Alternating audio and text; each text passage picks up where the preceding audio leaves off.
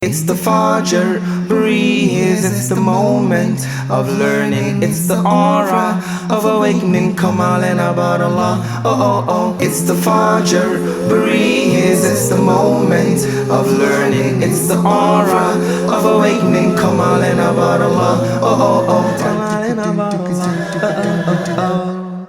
Assalamu alaikum wa rahmatullahi wa barakatuh. My name is Abdullah bin Shola. This morning we're going to be discussing keeping good company.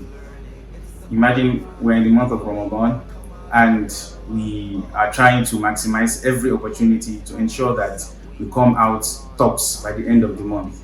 But you've been finding it difficult. You've been finding it extremely difficult to actually maximize the month.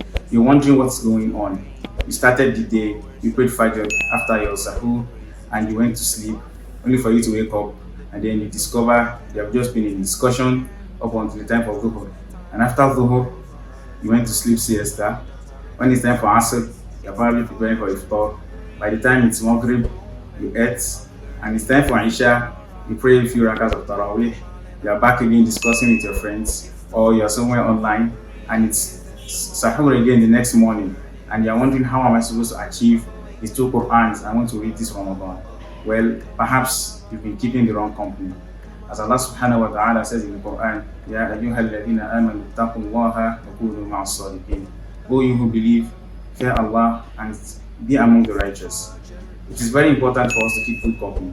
As we all know socially, we know that our environment affects how we act. It affects and influences our actions.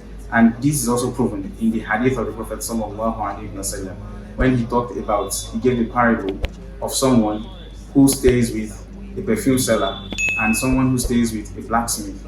And he says the one who stays with the perfume seller, it's either he buys from that person, or the person gifts him from the perfume, or at least he's going to leave. By the time he's leaving the shop, he's going to have some of the fragrance of the perfume. Meanwhile, if you go to a blacksmith, the best you're going to get is probably your clothes that you're going to get burnt, because that is what the blacksmith's workshop is all about. So what the Prophet ﷺ is telling us is for us to keep good company. And when you keep good company, they always would rub off on you. And we also know there's a Yoruba proverb that says that whenever it's just like the interpretation is like soap would always affect whatever it rubs off on it. So we are encouraged to stay among the righteous ones. And we should also know that being among the righteous ones or keeping a good environment is not only limited to our offline or physical environment. In the virtual world we live in today, our online environment is also important. Who are those we follow on our social media platforms? Whose status do we see on our WhatsApp?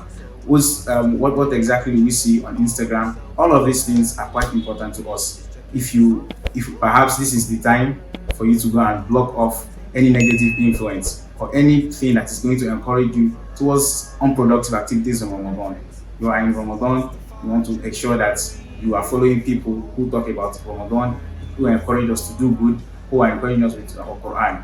And inshallah, with the best environment, we are going to make use of Ramadan to the best of our ability. Assalamu alaikum wa rahmatullahi wa barakatuh. Come on and about Allah, oh. Come on and about Allah, oh. Come on and about Allah, oh. Come on and about Allah, oh. Come on and about Allah, oh.